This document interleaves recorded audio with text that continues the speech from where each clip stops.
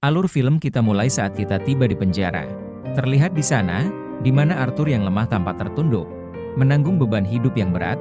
Dia dikawal oleh petugas bernama Jackie Sullivan menuju kamar mandi sederhana untuk membersihkan diri. Setelah menyegarkan diri, Arthur dikembalikan ke selnya, di mana dia harus berganti pakaian karena pengacaranya sudah menunggu. Arthur telah berada di tempat ini begitu lama hingga bahkan para penjaga sudah tidak tahan lagi. Waktu berlalu, hingga penjaga tanpa basa-basi memberinya obat harian, seolah hanya rutinitas biasa. Setelah itu, mereka mencukur Arthur dengan kasar di tengah udara dingin. Saat proses berlangsung, para petugas tidak melewatkan kesempatan untuk mengejeknya. Sambil tertawa sinis dan memintanya untuk menceritakan salah satu lelucon terkenalnya. Mengingatkannya bahwa sudah lama sekali sejak ia membuat orang tertawa. Namun, Arthur tetap diam, menahan diri dari penghinaan itu. Pada akhirnya, justru para petugas yang melontarkan lelucon keji.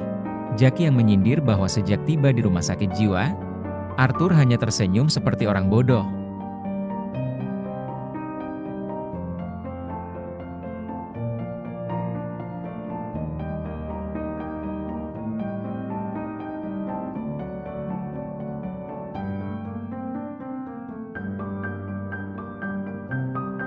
Setelah itu, Arthur berjalan di bawah pengawasan para penjaga pada pagi yang kelabu, dengan udara berat yang mencerminkan kegelapan di sekelilingnya. Di tengah perjalanan, para petugas mengingatkan bahwa Arthur telah membunuh 5 orang. Salah satunya disiarkan langsung di TV nasional. Di tengah suasana suram, seorang wanita misterius muncul untuk pertama kalinya. Kehadirannya memberikan petunjuk tentang apa yang akan terjadi selanjutnya. Dia terlihat seperti Harley Quinn yang mendekati Arthur, lalu menirukan gerakan menembak dirinya sendiri di kepala dengan gaya bercanda. Momen ini segera diakhiri oleh para penjaga yang dengan cepat menyeret Arthur untuk bertemu pengacaranya.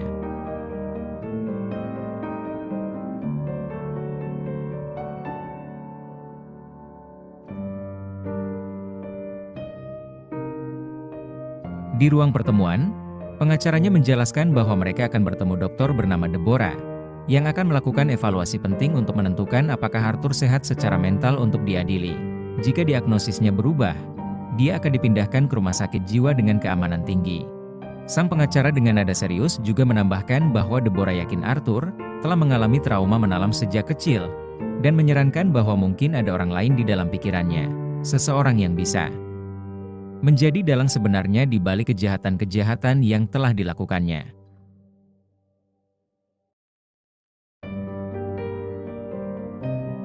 Kini tiba pada momen penting saat Arthur diwawancarai oleh Deborah. Mereka duduk berhadapan, dan dokter memintanya untuk terbuka dan jujur, menceritakan semuanya secara rinci.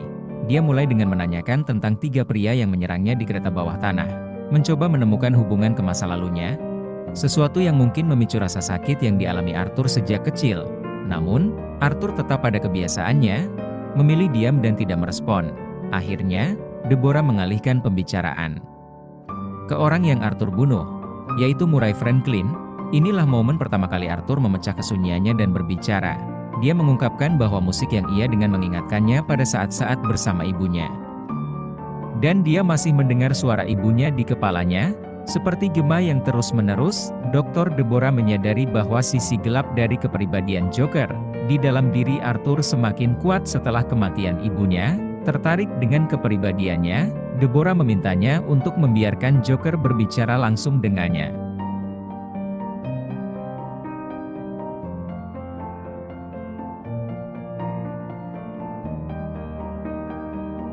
Keesokan harinya, seorang anak mendekati Arthur dengan rasa penasaran, dan dengan polos berbicara dengan Arthur. Tanpa sepatah kata pun, Arthur meninggalkan anak itu.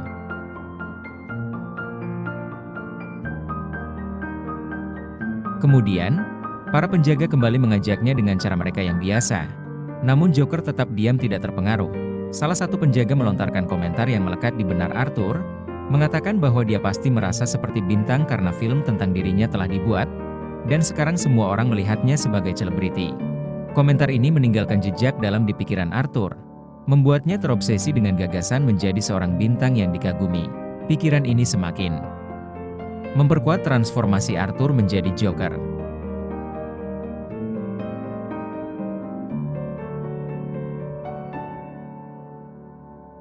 Hari baru dimulai di rumah sakit jiwa yang suram, Dan seorang penjaga mendekati Arthur untuk mengucapkan selamat pagi, lalu membawanya untuk bergabung dengan tahanan lain yang sedang berkumpul untuk menyanyi.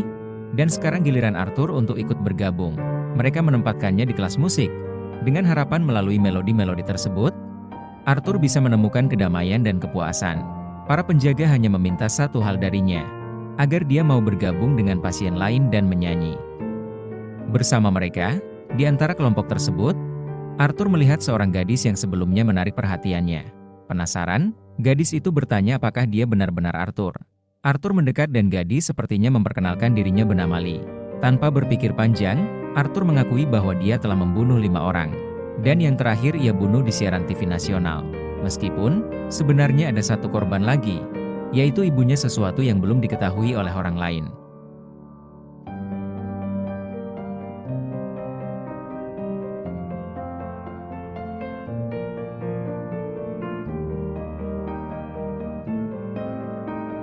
Lee tetap tenang dan mengatakan bahwa dia telah menonton film tentang Arthur setidaknya 20 kali dan sangat menyukainya. Dia bahkan mengaku sebagai penggemar berat. Di sela percakapan, Lee menceritakan kisahnya sendiri, bahwa ayahnya sering memukulinya hingga ia meninggal beberapa tahun lalu. Setelah itu, Lee membakar gedung tempat ia tinggal, yang membuat ibunya mengurungnya di rumah sakit jiwa. Lee juga mengungkapkan hal lain. Ketika dia melihat Arthur di acara Murray Franklin, dia berharap Arthur akan menembak dirinya, dan ketika hal itu terjadi, untuk pertama kalinya Lee merasa tidak sendirian di dunia ini.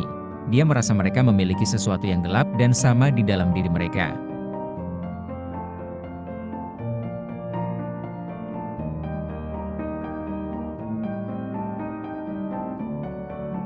Percakapan itu tiba-tiba terhenti, ketika Jackie datang untuk membawa Arthur menjalani pengobatan rutinnya.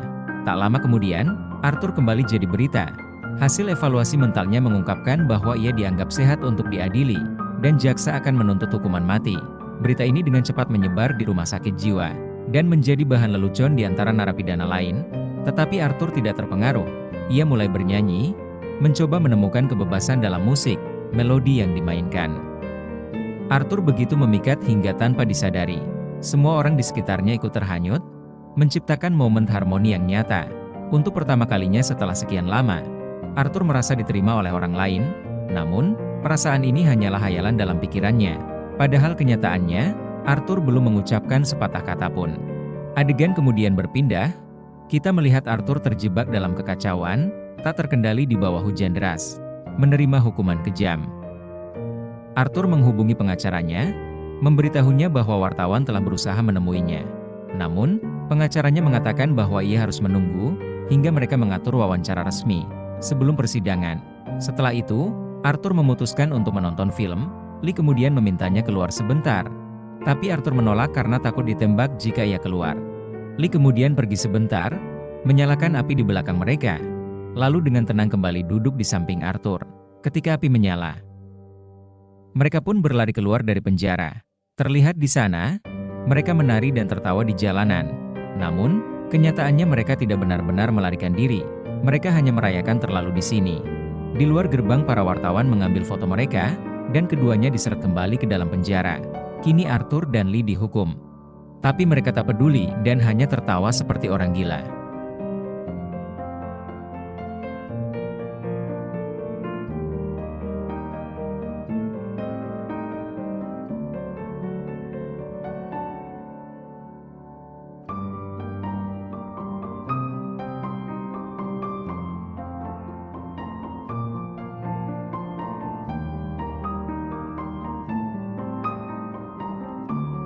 Kita kemudian masuk ke dunia mimpi, di mana Joker menari dengan Lee.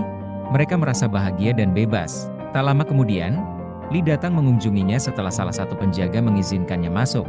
Dia memberitahu Arthur bahwa waktunya di penjara tidak lama lagi, karena dia akan dipulangkan. Para dokter merasa Arthur memberi pengaruh buruk pada Lee.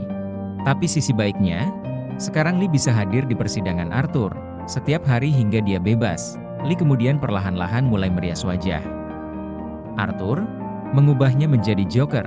Sambil melukis wajahnya, Lee berbisik bahwa dia ingin melihat sosok pria di balik topeng Joker.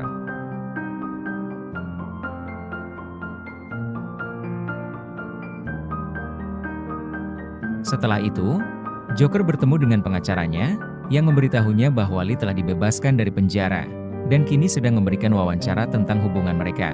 Pengacaranya menjelaskan bahwa untuk wawancara resmi, Arthur harus bertindak seperti orang biasa bukan sebagai Joker.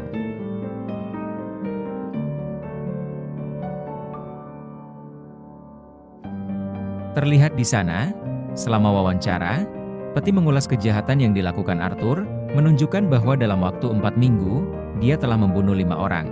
Dia kemudian bertanya tentang apa yang terjadi. Pada malam Arthur membunuh Murray Franklin, secara langsung di TV. Dengan tenang, Arthur menjawab bahwa pada malam itu, dia hanya berpikir untuk bunuh diri. Dan menurutnya Murray hanyalah bagian dari acaranya.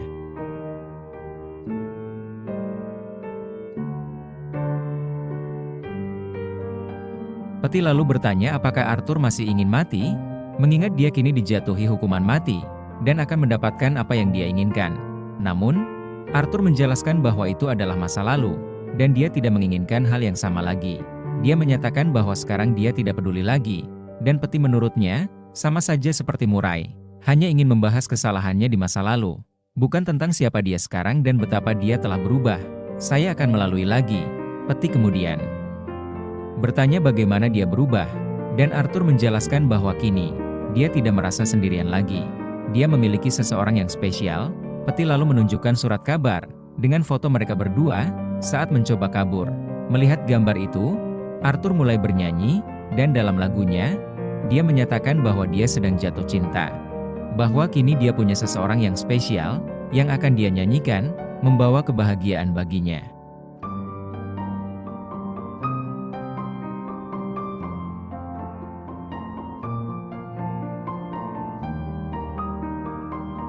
Sementara itu, kita melihat Lee menonton wawancara Arthur dan memutuskan untuk memecahkan kaca jendela sebuah toko, mencuri TV agar bisa terus menontonnya. Waktu berlalu, dan hari persidangan akhirnya tiba. Arthur dibawa ke pengadilan, dan ketika tiba di sana, dia melewati kerumunan pengikut dan penggemar yang berpakaian seperti badut sebagai bentuk penghormatan. Persidangan segera dimulai, dengan para penjaga juga mengikuti siaran langsungnya. Saat hakim memperkenalkan diri, dia memperhatikan bahwa Arthur melihat sekeliling. Hakim bertanya apakah Arthur baik-baik saja, lalu Arthur menjawab bahwa dia baik, hanya saja dia sedang mencari seseorang.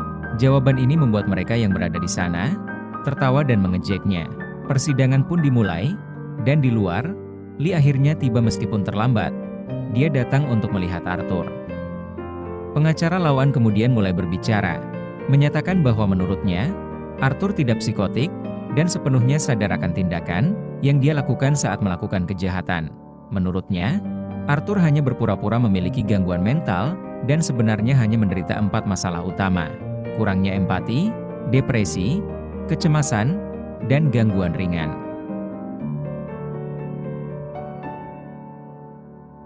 Pada saat itu, pengacara Arthur maju dan bertanya berapa lama wawancara Arthur berlangsung, dan jawabannya adalah sekitar 2 jam, namun, pengacaranya tahu dengan pasti bahwa durasinya tepat 89 menit.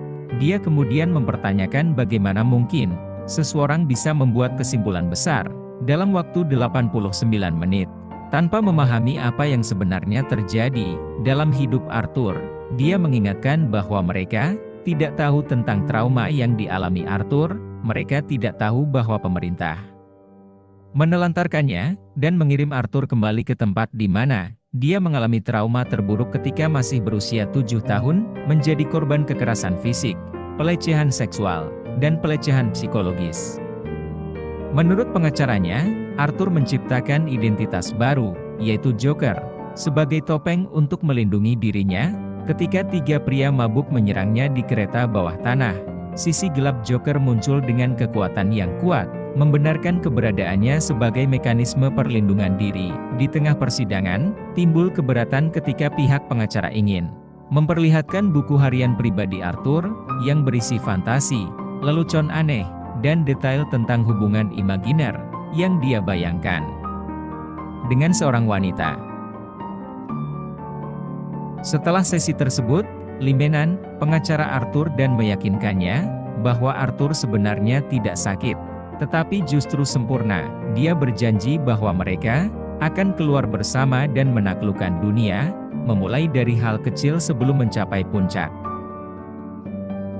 Pengacara Arthur lalu mengaku bahwa mereka memiliki peluang yang cukup baik untuk menangkan kasus ini, tetapi mengingatkan bahwa Lee bisa merusak semuanya. Arthur yang setia pada Lee, membelanya dengan mengatakan bahwa dia mengerti Lee, karena mereka berdua telah melalui hal-hal yang mirip, seperti kekerasan dan perlakuan buruk. Namun, pengacara Arthur mengungkapkan kebenaran yang mengejutkan bahwa Lee sebenarnya tidak jujur. Dia hidup nyaman bersama kedua orang tuanya, dan ayahnya masih hidup. Lee memberi kesaksiannya dirinya ke rumah sakit jiwa atas kehendaknya sendiri, dan dia bisa pergi kapanpun dia mau. Pengacara itu bahkan bertanya apakah Lee pernah menyebutkan bahwa dia memiliki gelar di bidang psikiaternya. Pengacara memperingatkan Arthur bahwa, meskipun dia tahu rasanya mencintai seseorang, dia tidak boleh percaya pada semua kata-kata Lee. Meski kenyataan ini terbongkar, plot cerita mengalami perubahan drastis saat Arthur di belakang. Di tengah pertunjukan, Lee berkhianat dan menembaknya. Namun, adegan yang tampak sangat nyata, dalam benaknya ini hanyalah fantasi yang diciptakan Arthur saat dia berjuang dengan pikirannya. Tak lama setelah itu, seorang petugas memberitahu Arthur bahwa Lee datang berkunjung. Saat bertemu Lee, Arthur melakukannya dengan keyakinan bahwa dia telah mengetahui seluruh kebenaran. Dia menghadapinya dengan mengatakan bahwa dia tahu bahwa dia sebenarnya adalah putri seorang dokter. Dan mereka tidak tumbuh di lingkungan yang sama. Lee mengakui hal ini, menyatakan bahwa dia hanya ingin Arthur menyukainya. Arthur tetap tegas menyatakan bahwa dia bukan orang bodoh. Tetapi Lee terus mencoba meyakinkannya bahwa semua orang di pengadilan hanya menertawakannya. Dia juga menyebut bahwa pengacara tidak terlalu peduli pada Arthur, tetapi Lee peduli padanya. Lee kemudian mengungkapkan bahwa dia sudah pindah ke apartemen di gedung yang sama, sehingga mereka bisa tinggal bersama. Meskipun Arthur menolak ide tersebut, mengatakan dia tidak ingin tinggal di sana, Lee tetap bertekad dan mengungkapkan bahwa dia telah hamil anaknya.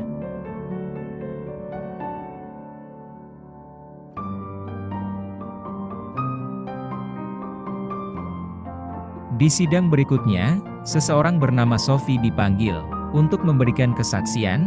Dia menceritakan bagaimana Arthur memasuki apartemennya saat dia bersama putrinya. Saat ditanya apakah Arthur tampak berbeda dari pria yang biasa dia lihat di gedung, Sophie mengakui bahwa dia tidak mengenal Arthur dengan baik, hanya pernah melihatnya beberapa kali.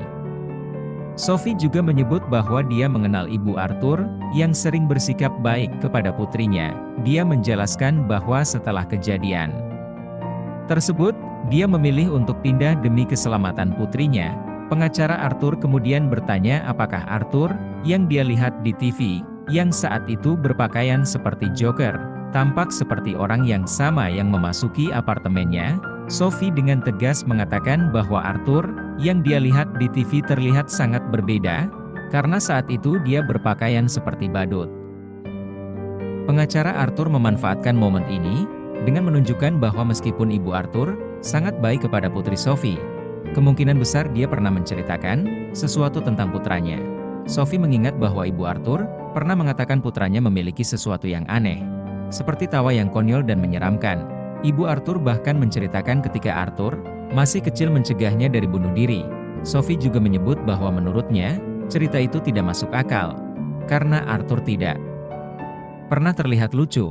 Dia juga menyebut bahwa ibu punya mengatakan Arthur tidak pernah punya pacar dan masih perjaka. Tak lama kemudian, Arthur mengalami imajinasi di mana dia melihat dirinya berubah sepenuhnya menjadi Joker, membantai semua orang di ruang sidang sambil tertawa terbahak-bahak dengan kegilaan. Namun, ia segera kembali ke kenyataan saat persidangan berlanjut. Tiba-tiba, Arthur memutuskan untuk melakukan sesuatu yang drastis. Ia menginterupsi kesaksian yang sedang berlangsung dan mengumumkan bahwa dia ingin membela diri sendiri, sekaligus memecat pengacaranya. Hakim meskipun terkejut, menyetujui permintaan Arthur untuk membela dirinya sendiri di persidangan. Tak lama setelah itu, Lee mengunjunginya di penjara dan memberi selamat atas keputusannya untuk memecat pengacaranya dan mengambil kendali atas pembelaannya sendiri. Lee dengan bangga mengatakan bahwa dia yakin Arthur akan berhasil.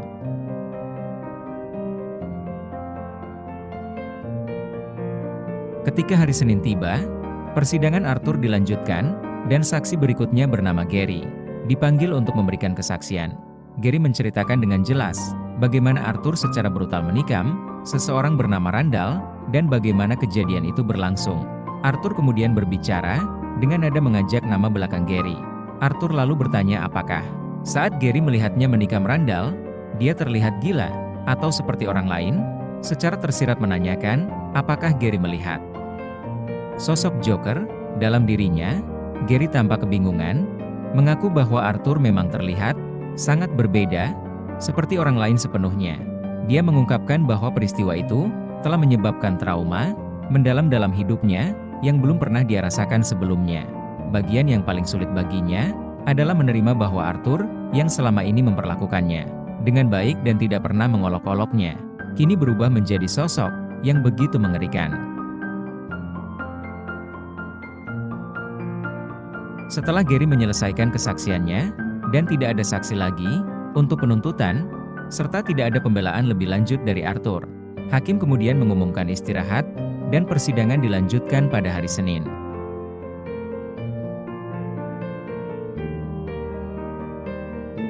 Keesokan harinya, dalam suasana yang kacau, Joker bertemu dengan Lee, dan bersama-sama mereka memulai pertunjukan musikal. Setelah itu, Joker merasa kuat, ketahuan para penjaga bahwa dia kini berperan sebagai pengacara dan akan membawa mereka ke pengadilan. Namun, para penjaga merespon dengan brutal, memukulinya sebagai hukuman atas penghinaan yang dilakukannya selama persidangan saat dia menyebut mereka sebagai petugas gemuk di siaran langsung TV. Setelah dihajar, dia terbaring di sana hingga hari Senin pagi.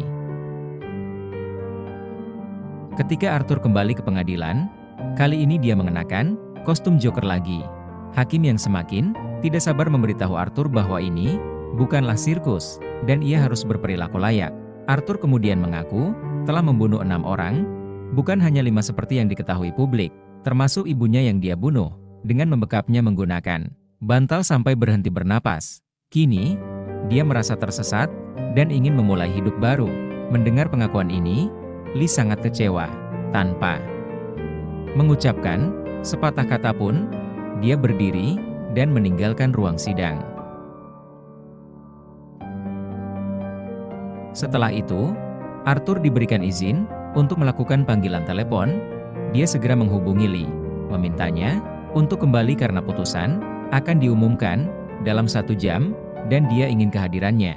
Sambil menunggu, dia menyanyikan sebuah lagu untuknya melalui telepon. Namun Lee tidak menjawab, tetapi kita melihatnya mendengarkan setiap kata dengan air mata di matanya. Dia kemudian mengangkat pistol dan mengarahkannya ke kepalanya sendiri. Saat putusan tiba, juri berdiri dan menyatakan Arthur bersalah atas semua dakwaan pembunuhan. Selama persidangan, di tengah keheningan yang mencekam, Arthur mulai tertawa dengan tawa khasnya yang menakutkan dan sinis. Ini menciptakan kekacauan di ruang sidang yang dipenuhi dengan jeritan dan kebingungan, hingga tiba-tiba sebuah bom dilemparkan, sehingga terjadi ledakan. Dalam sekejap, ruang sidang hancur berantakan, dan orang-orang yang hadir di persidangan terluka. Arthur hampir tidak bisa bergerak, tetapi berhasil keluar. Di luar, para penggemarnya yang berpakaian seperti Joker menunggunya dan membantu dia melarikan diri. Namun, kerumunan tampak kacau, menabrak lampu merah, dan Arthur mengambil kesempatan untuk menyelinap keluar dari mobil dan melarikan diri. Meskipun dikejar, mereka tidak bisa menangkapnya. Kini, Arthur berjalan sendirian dan merasa kesepian, hingga akhirnya dia menemukan Lee di tangga. Dia memberitahunya bahwa mereka telah meledakkan gedung pengadilan, dan sekarang dia bebas.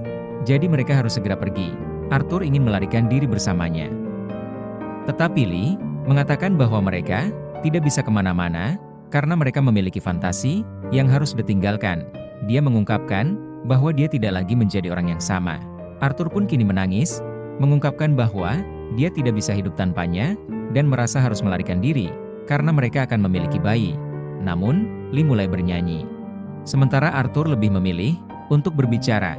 Setelah selesai menyanyikan lagunya, Lee hanya mengucapkan selamat tinggal, dan polisi tiba untuk membawanya pergi.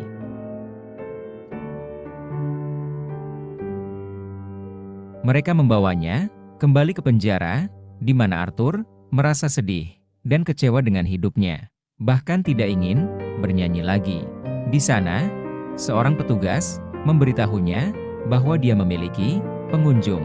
Dengan setengah hati, Arthur pergi untuk melihat siapa yang datang. Seseorang itu kemudian bercerita tentang seorang psikopat di bar yang mengalihkan perhatian orang dan tiba-tiba menikam Arthur. Arthur kemudian membayangkan adegan di mana Lee mengkhianatinya. Dia menyanyikan lagu One Last Time, di mana dia menyatakan bahwa dia akan berhasil membangun gunung itu dan percaya bahwa Tuhan akan mengirim Jibril untuk membawanya. Dia akhirnya menyebutkan keinginannya untuk memiliki seorang putra yang baik untuk menggantikannya, dan mengakhiri lagunya dengan mengatakan bahwa dia akan meninggalkan seorang anak di surga. Dan inilah akhir dari cerita ini. Terima kasih sudah menonton Artco Channel. Jangan lupa subscribe, like bila suka, dan sampai jumpa di alur cerita film berikutnya.